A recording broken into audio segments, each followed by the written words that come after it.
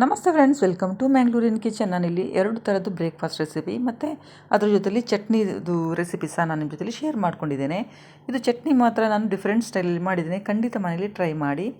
ಇಲ್ಲಿ ಇಡ್ಲಿ ಮಾಡ್ಕೊಳ್ಳಿಕ್ಕೆ ರವೆಯನ್ನು ನಾನು ಒಂದು 10 ನಿಮಿಷ ನೆನೆಸಿಟ್ಕೊಂಡಿದ್ದೇನೆ. ಇಡ್ಲಿ ರವೆ, ಅಕ್ಕಿ ರವೆ ಹೇಳ್ತಾರಲ್ಲ ಅದನ್ನು. ಇದು ನನ್ನ ಸಬ್ಸ್ಕ್ರೈಬರ್ ಒಬ್ಬರು ಕೇಳಿದ ರೆಸಿಪಿ ಇದು, ಹಾಗಾಗಿ ನಿಮ್ಮ ಜೊತೆಲಿ ಶೇರ್ ಮಾಡ್ಕೊಳ್ತಾ ಇದ್ದೇನೆ. ಅದಕ್ಕೆ ಬೇಕಾಗಿ ನೋಡಿ, ಉದ್ದಿನ ಬೇಳೆಯನ್ನು ನಾನಿಲ್ಲಿ ಒಂದು 5 ತಾಸು ನೆನೆಸಿಟ್ಕೊಂಡಿದ್ದು, ಕ್ಲೀನಾಗಿ ತೊಳೆದು 5 ತಾಸು ನೆನೆಸಿಟ್ಕೊಂಡಿದ್ದೆ. ಅದೇ ಕಪ್ಪಲ್ಲಿ ನಾನು 2 ಕಪ್ಪಿನಷ್ಟು ಅಕ್ಕಿ ರವೆ ತೊಗೊಂಡಿದ್ದು.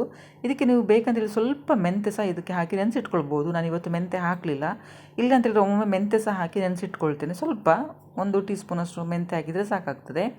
ಹಾಗೆಯೇ ನಾನಿಲ್ಲಿ ಮಿಕ್ಸಿ ಜಾರಲ್ಲಿ ಉದ್ದಿನ ಕಾಳನ್ನು ಹಾಕಿ ಗ್ರೈಂಡ್ ಮಾಡ್ಕೊಳ್ತೇನೆ. ಸ್ವಲ್ಪ ಜಾಸ್ತಿ ಇದ್ದರೆ ನೀವು ಗ್ರೈಂಡರಲ್ಲಿ ಸಹ ಹಾಕ್ಕೊಳ್ಬೋದು. ನಾನಿಲ್ಲಿ ಮಿಕ್ಸಿ ಜಾರಲ್ಲಿ ಹಾಕ್ಕೊಳ್ತಾ ಇದ್ದೇನೆ. ನೀರು ಸ್ವಲ್ಪ ಹಾಕ್ಕೊಳ್ಬೇಕು, ಸ್ವಲ್ಪ ನೀರು ಹಾಕಿ ಇದನ್ನು ಗ್ರೈಂಡ್ ಮಾಡ್ಕೊಳ್ಬೇಕು ನೈಸಾಗಿ. ಹಾಗೆಯೇ ಇದಕ್ಕೆ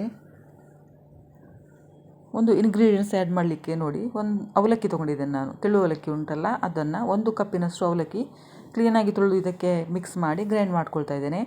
ಅವಲಕ್ಕಿ ಹಾಕಿದಕ್ಕೋಸ್ಕರ ಅದು ತುಂಬ ಸ್ಮೂತಾಗಿ ಬರ್ತದೆ. ನಾನು ವಿದೌಟ್ ಅವಲಕ್ಕಿ ಹಾಕದೇ ಸಹ ಮಾಡ್ತೇನೆ, ಸ್ಮೂತಾಗಿ ಬರ್ತದೆ, ತೊಂದರೆ ಏನಿಲ್ಲ. ನೀವು ಖಂಡಿತ ಈ ಥರ ಟ್ರೈ ಮಾಡಿ ಒಮ್ಮೆ. ಇದು ಬಿಗ್ನರ್ಸ್ ಟ್ರೈ ಮಾಡಿ.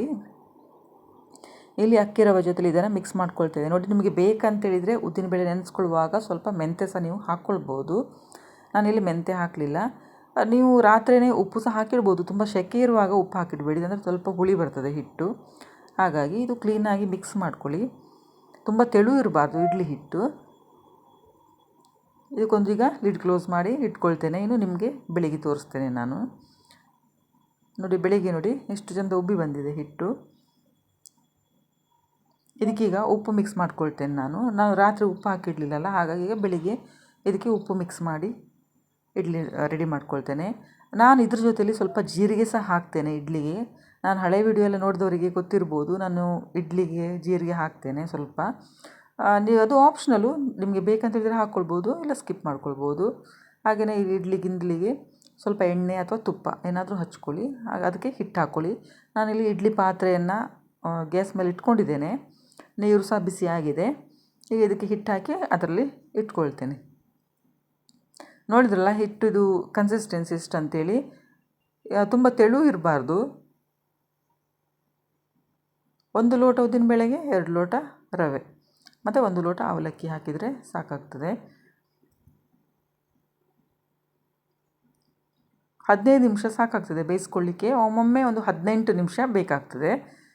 ನೀವು ನೋಡ್ಕೊಳ್ಳಿ, ಒಂದು 15 ನಿಮಿಷ ಆದಮೇಲೆ ಓಪನ್ ಮಾಡಿ ಒಂದು ಟೂತ್ಪಿಕ್ ಅಥವಾ ಇದು ಚಾಕು ಅದರಲ್ಲಿ ಸ್ವಲ್ಪ ನೋಡ್ಕೊಳ್ಳಿ. ಅದಕ್ಕೆ ಅಂಟಲಿಲ್ಲ ಅಂತ ಹೇಳಿದರೆ ಇಡ್ಲಿ ಬೆಂದಿದೆ ಅಂತೇಳಿ. ಬಿಗ್ನರ್ಸಿಗೆ ನಾನು ಹೇಳ್ತಾ ಇರೋದು, ನಾರ್ಮಲಾಗಿ ಎಲ್ಲರಿಗೆ ಸಹ ಗೊತ್ತಿದೆ. ನೋಡಿ, ಇದು ರೆಡಿಯಾಗಿದೆ ಈಗ ಇಡ್ಲಿ. ನಿಮಗೆ ತೋರಿಸ್ತೇನೆ ನೋಡಿ ಎಷ್ಟು ಸ್ಮೂತಾಗಿ ಬಂದಿದೆ ಅಂತೇಳಿ. ಬಿಸಿ ಇದೆ ಇಡ್ಲಿ ನೋಡಿ, ನೋಡಿದರೆ ಗೊತ್ತಾಗ್ತದಲ್ವ. ಈಗ ಇದ್ರ ಜೊತೆಲಿ ಇನ್ನೊಂದು ಬ್ರೇಕ್ಫಾಸ್ಟ್ ಹೇಳಿದರೆ, ನಾನು ನೀರುಳ್ಳಿ ದೋಸೆ ಮಾಡ್ಕೊಂಡಿದ್ದೆ. ಇದು ನೀರು ದೋಸೆ ಅಂತಲೇ ಹೇಳ್ಬೋದು. ಸೇಮ್ ನೀರು ದೋಸೆ ಹಿಟ್ಟಿಗೆ ಸ್ವಲ್ಪ ನೀರುಳ್ಳಿ ಎಲ್ಲ ಹಾಕಿ ಮಾಡ್ಕೊಂಡಿದ್ದು. ಇಲ್ಲಿ ಸೊಸೈಟಿ ಅಕ್ಕಿ ತೊಗೊಂಡಿದ್ದು ನಾನು ನೋಡಿ. ಕ್ಲೀನಾಗಿ ತೊಳೆದು ಅದನ್ನು ಸಹ ಒಂದು 2 ರಿಂದ 3 ಗಂಟೆ ಅಷ್ಟು ನೆನೆಸಿಟ್ಕೊಳ್ಳಿ, ಇಲ್ಲ ಓವರ್ ನೈಟ್ ಇಟ್ಕೊಂಡ್ರೆ ಸಹ ಆಗ್ತದೆ. ಇಲ್ಲಿ ಅದಕ್ಕೆ ನೀರುಳ್ಳಿ ತೊಗೊಂಡಿದ್ದೀನಿ ಒಂದು ಸಣ್ಣದು, ಮತ್ತು ಸ್ವಲ್ಪ ತೆಂಗಿನ ತುರಿ. ಅಂದರೆ 2 ಕಪ್ ನೀವು ಅಕ್ಕಿ ತೊಗೊಂಡ್ರೆ 1 ಕಪ್ಪಿನಷ್ಟು ತೆಂಗಿನ ತುರಿ ಬೇಕಾಗ್ತದೆ. ಒಂದು ಸಣ್ಣ ನೀರುಳ್ಳಿ ತೊಗೊಂಡಿದ್ದೇನೆ. ಅಕ್ಕಿದು ಮೆಜರ್ಮೆಂಟ್ ನೋಡ್ಕೊಳ್ಳಿ. ಅಕ್ಕಿ ಸ್ವಲ್ಪ ಜಾಸ್ತಿ ಇದ್ರೂ ಸ್ವಲ್ಪ ನೀರುಳ್ಳಿ ಜಾಸ್ತಿ ಬೇಕಾಗ್ತದೆ. ನೀರುಳ್ಳಿ ದೋಸೆ ಅಂದಮೇಲೆ ಸ್ವಲ್ಪ ನೀರುಳ್ಳಿ ಜಾಸ್ತಿ ಬೇಕಲ್ವ, ಹಾಗೆ ಇದಕ್ಕೆ ಸ್ವಲ್ಪ ನೀರು ಹಾಕಿ, ಆಮೇಲೆ ನಿಮಗೆ ಉಪ್ಪು ಬೇಕಂದರೆ ಇದರಲ್ಲಿ ಮಿಕ್ಸ್ ಮಾಡಿ ನೀವು ಗ್ರೈಂಡ್ ಮಾಡ್ಕೊಳ್ಬೋದು. ಇದು ಸಹ ತುಂಬ ನೈಸಾಗಿ ಗ್ರೈಂಡ್ ಮಾಡ್ಕೊಳ್ಬೇಕು. ಇದೀಗ ಗ್ರೈಂಡ್ ಆಯಿತು. ನಾನೊಂದು ಪಾತ್ರೆಯಲ್ಲಿ ಹಾಕ್ಕೊಂಡಿದ್ದೀನಿ ನೋಡಿ. ಇದು ನೀರು ದೋಸೆಗೆ ನಾವು ಮಾಡ್ಕೊಳ್ತೇವಲ್ಲ ಅಷ್ಟೇ ತೆಳು ಇರಬೇಕು ಹಿಟ್ಟು, ದಪ್ಪ ಇರಬಾರ್ದು. ಇದಕ್ಕೆ ನೀರು ಆ್ಯಡ್ ಮಾಡ್ತಾ ಇದ್ದೇನೆ. ಇನ್ನೂ ಸಹ ನೀರು ಬೇಕಾಗ್ತದೆ, ದಪ್ಪ ಇರಬಾರ್ದಲ್ವ ಹಿಟ್ಟು. ಸೇಮ್ ನೀರು ದೋಸೆಗೆ ನಾವು ಮಾಡಿಕೊಂಡಷ್ಟೇ ಕನ್ಸಿಸ್ಟೆಂಟ್ ಇಟ್ಕೊಳ್ಬೇಕಾಗ್ತದೆ ಹಿಟ್ಟು. ಇದಕ್ಕೀಗ ಒಂದು ಮಸಾಲ ರೆಡಿ ಮಾಡ್ಕೊಳ್ಬೇಕು. ಪುನಃ ನಮಗೆ ಹಿಟ್ಟಿಗೆ ಮಿಕ್ಸ್ ಮಾಡಲಿಕ್ಕೆ ಒಂದು ಮಸಾಲ ಬೇಕಾಗ್ತದೆ. ಇದು ಸಹ ಬಿಸಿ ಬಿಸಿ ಇದ್ದರೆ ತುಂಬ ಟೇಸ್ಟಿಯಾಗಿರ್ತದೆ ನೋಡಿ. ಒಂದು ಮಿಕ್ಸಿ ಜಾರಲ್ಲಿ ಪುನಃ ನಾನು 1 ನೀರುಳ್ಳಿ ತೊಗೊಂಡಿದ್ದೇನೆ. ಒಂದು ಮೀಡಿಯಮ್ ಸೈಜ್ ನೀರುಳ್ಳಿ ಈ ಥರ ಕಟ್ ಮಾಡಿ ಹಾಕ್ಕೊಳ್ಳಿ. ಇದಕ್ಕಿಂತ ಸ್ವಲ್ಪ ಚಿಕ್ಕದು ಕಟ್ ಮಾಡಿ ಹಾಕಿದರೂ ಸಹ ಆಗ್ತದೆ. ಇದು ನೈಸಾಗಿ ಪೇಸ್ಟ್ ಮಾಡಬಾರ್ದು. ನಿಮ್ಮ ಹತ್ರ ಚಾಪರ್ ಇದ್ದರೆ ಚಾಪರಲ್ಲಿ ಹಾಕ್ಕೊಳ್ಳಿ. ಇಲ್ಲಿ ಗ್ರೀನ್ ಚಿಲ್ಲಿ ಹಾಕಿದ್ದೇನೆ, ಸ್ವಲ್ಪ ಕೊತ್ತಂಬರಿ ಸೊಪ್ಪು ಹಾಕಿದ್ದೇನೆ. ಖಾರ ನೋಡ್ಕೊಂಡು ಹಾಕ್ಕೊಳ್ಳಿ ನೋಡಿ. ಈ ಥರ ತರ್ತರಿಯಾಗಿರಬೇಕು. ಚಾಪರ್ಲಾದರೆ ತುಂಬ ಸಪೂರ ಕಟ್ ಮಾಡ್ಕೊಳ್ಬೋದಲ್ಲ, ನಂತರ ಚಾಪರ್ ಇಲ್ಲ, ಹಾಗಾಗಿ ನಾನು ಮಿಕ್ಸಿ ಜಾರಲ್ಲಿ ಹಾಕಿ ತೋರಿಸ್ತಾ ಇದ್ದೆ. ನೋಡಿ, ಈ ಥರ ತರಿಯಾಗಿ ರುಬ್ಕೊಂಡು ಹಿಟ್ಟಿಗೆ ಮಿಕ್ಸ್ ಮಾಡ್ಕೊಳ್ಳಿ. ಉಪ್ಪು ನೋಡಿಕೊಂಡು ಯೂಸ್ ಮಾಡ್ಕೊಳ್ಳಿ ನೀವು.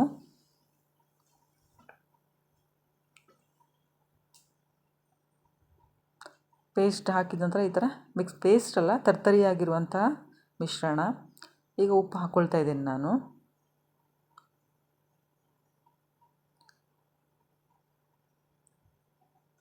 ಈಗಾಗಲೇ ನಾನು ತವಾ ಸಹ ಇಟ್ಕೊಂಡಿದ್ದೇನೆ ಗ್ಯಾಸ್ ಮೇಲೆ. ಇದು ಕಬ್ಬಿಣದ್ದು ಕಾವಲಿ ಉಂಟಲ್ಲ, ಅದರ ಮೇಲೆ ಮಾಡಿಕೊಂಡ್ರೆ ಒಳ್ಳೆಯದಾಗ್ತದೆ ಮತ್ತು ಹೆಲ್ತಿಗೆ ಸಹ ಒಳ್ಳೆಯದು. ನಮ್ಮ ಮನೆಯಲ್ಲಿ ಕಬ್ಬಿಣದ ಕಾವಲಿ ಉಂಟು, ಅದು ಸ್ವಲ್ಪ ಕರಟಿ ಹೋದಾಗೆ ಆಗ್ತದೆ ದೋಸೆ ಅದರಲ್ಲಿ. ಹಾಗಾಗಿ ನಾನಿಲ್ಲಿ ಈ ತವಾ ಇಟ್ಕೊಂಡಿದ್ದೇನೆ ನಾನ್ ಸ್ಟಿಕ್.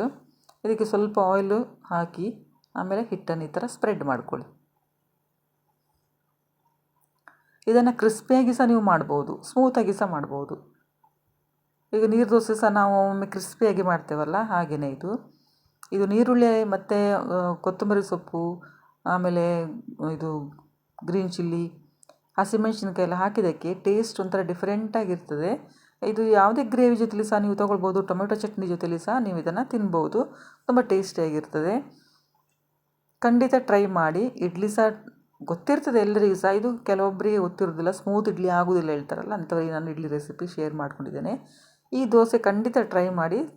ದೋಸೆ ಸಹ ಎಲ್ಲ ರೆಡಿ ಆಯ್ತು. ಇಲ್ಲಿ ನೋಡಿ, ಚಟ್ನಿ ಸಹ ನಾನು ರೆಡಿ ಮಾಡಿ ಇಟ್ಕೊಂಡಿದ್ದೇನೆ.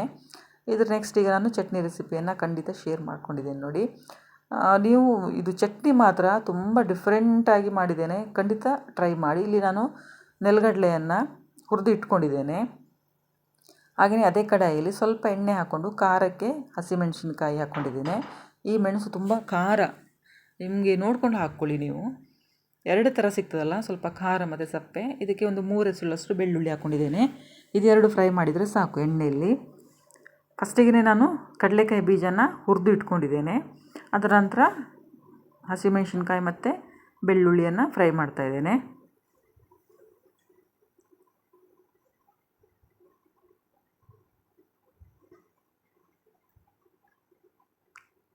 ಸ್ವಲ್ಪ ಬೆಳ್ಳುಳ್ಳಿದು ಹಸಿ ವಾಸನೆ ಹೋಗುವಷ್ಟು ಇದಾಗಿದೆ. ಈಗ ನೋಡಿ, ನಾನು ಮಿಕ್ಸಿ ಜಾರಲ್ಲಿ ಶುಂಠಿ, ಕಾಯಿ ತುರಿ, ಕಲ್ಲುಪ್ಪು ಮತ್ತು ಹಸಿಮೆಣಸಿನ್ಕಾಯಿ ಮತ್ತು ಬೆಳ್ಳುಳ್ಳಿ ಇಷ್ಟನ್ನು ಹಾಕಿ ಸ್ವಲ್ಪ ನೀರು ಹಾಕಿ ಗ್ರೈಂಡ್ ಮಾಡ್ಕೊಳ್ತೇನೆ ನೋಡಿ. ಅದ್ರ ಜೊತೆಯಲ್ಲಿ ನೆಲಗಡಲೆ ಬೀಜ, ಕಡಲೆಕಾಯಿ ನೈಸಾಗಿ ಗ್ರೈಂಡ್ ಮಾಡ್ಕೊಳ್ಬೇಕು.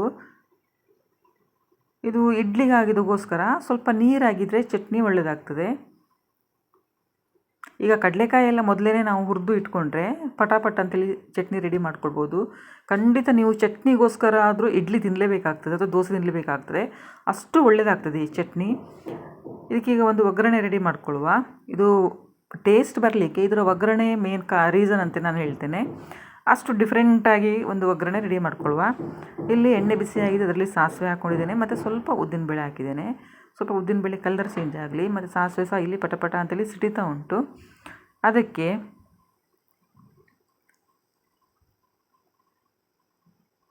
ಮೇನ್ ಅಂತೇಳಿ ಇದಕ್ಕೆ ನೀರುಳ್ಳಿ ಹಾಕ್ಕೊಳ್ಬೇಕಾಗ್ತದೆ. ಈಗ ಒಗ್ಗರಣೆಗೆ ನಾನು ನೀರುಳ್ಳಿ ಕಟ್ ಮಾಡಿ ಇಟ್ಕೊಂಡಿದ್ದೇನೆ, ಸಣ್ಣದಾಗಿ ಕಟ್ ಮಾಡ್ಕೊಳ್ಬೇಕು ನೋಡಿ. ಇಷ್ಟು ನೀರುಳ್ಳಿ ಹಾಕಿದರೆ ಸಾಕಾಗ್ತದೆ. ಅಂದರೆ ಸ್ವಲ್ಪ ಕ್ವಾಂಟಿಟಿ ಮಾಡಿದ್ದಲ್ಲ, ನೀವು ಜಾಸ್ತಿ ಕ್ವಾಂಟಿಟಿ ಮಾಡಿದಿದ್ದರೆ ನೀರುಳ್ಳಿ ಸ್ವಲ್ಪ ಜಾಸ್ತಿ ಹಾಕೊಳ್ಳಿ. ಅದರ ಜೊತೆಲಿ ಸ್ವಲ್ಪ ಕರಿ ಲೀವ್ಸ್ ಮತ್ತು ಕೊತ್ತಂಬರಿ ಸೊಪ್ಪು ಸಹ ಹಾಕಿ ಫ್ರೈ ಮಾಡ್ಕೊಳ್ತಾ ಇದ್ದೇನೆ. ಮತ್ತು ಸ್ವಲ್ಪ ಹಿಂಗೆ ಹಾಕ್ಕೊಳ್ಳಿ. ನೋಡಿದ್ರಲ್ಲ, ಸ್ವಲ್ಪ ಡಿಫ್ರೆಂಟಾಗಿ ಉಂಟಲ್ವಾ ಚಟ್ನಿದು ಒಗ್ಗರಣೆ. ಇದೇ ಮೇನ್ ಅದಕ್ಕೆ ಟೇಸ್ಟ್ ಕೊಡುವಂಥದ್ದು. ಮತ್ತು ಚಟ್ನಿ ಸ್ವಲ್ಪ ಖಾರ ಇದ್ದರೆ ಒಳ್ಳೆಯದಾಗ್ತದೆ.